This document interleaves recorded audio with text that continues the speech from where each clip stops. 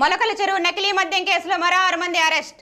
కర్ణాటక రాష్ట్రం కోరమంగళ కేంద్రంగా నకిలీ మద్యం తయారీ కేంద్రానికి ఏర్పాటు చేసుకున్న ముఠా మద్యం తయారీ యంత్రాలను స్వాధీనం చేసుకున్న సిట్ అధికారులు. మొలకల చెరువు మద్యం కేసులో రోజుకో ట్విస్ట్ వెలుగు చూస్తోంది. ఇప్పటికే ఈ కేసులో 17 మందిని అరెస్ట్ చేయగా 2 రోజుల వ్యవధిలో 2 వేర్వేరు ప్రాంతాల్లో 6 మందిని అరెస్ట్ చేశారు. దీంతో సిట్ అధికారుల అదుపులో ఉన్నవారు 23 మందికి చేరారు.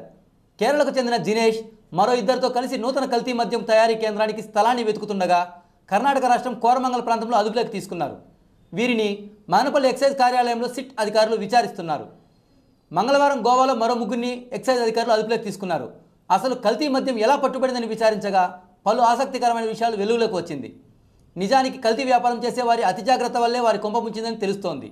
కడప నుండి మొలకల చెరువుకు కొత్తగా వచ్చిన ఓ ఎక్సైజ్ అధికారి ఓ బెల్ట్ షాప్ నిర్వహిస్తున్న వ్యక్తిని అదుపులోకి తీసుకుని 87 మద్యం బాటిల్ను స్వాధీనం చేసుకున్నాడు. స్టేషన్ బెయిల్ ఇస్తానన్నా వినకుండా బాటిల్తో సహా వ్యక్తిని విడిచిపెట్టాలని కొందరు పట్టుబట్టడంతో అనుమానంతో వచ్చిన అధికారి కొన్ని బాటిల్ను పక్కన పెట్టాడని తెలిసింది. ఊహించినట్లుగానే మందితో వచ్చిన నాయకులు దౌర్జన్యంగా బాటిల్ను అదుపులో ఉన్న వ్యక్తిని తీసుకెళ్లిపోయారు.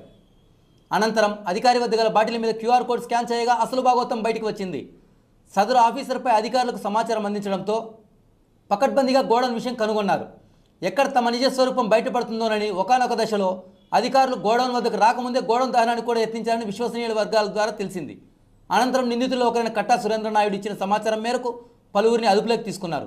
ఈ మద్యం మాఫియా మొత్తం గోవాతో అనుసంధానమైంది. అక్కడుండే స్పిరిట్ వస్తున్నట్లు అధికారులు కనుగొన్నారు. దీనిలో భాగంగానే గోవాలో 3, కర్ణాటకలో 3 అరెస్ట్ చేశారు. కల్తీ మద్యం రాకెట్ దక్షిణాది రాష్ట్రాల్లో మొత్తం వ్యాపించిందని అనుమానం వ్యక్తం చేస్తున్నారు.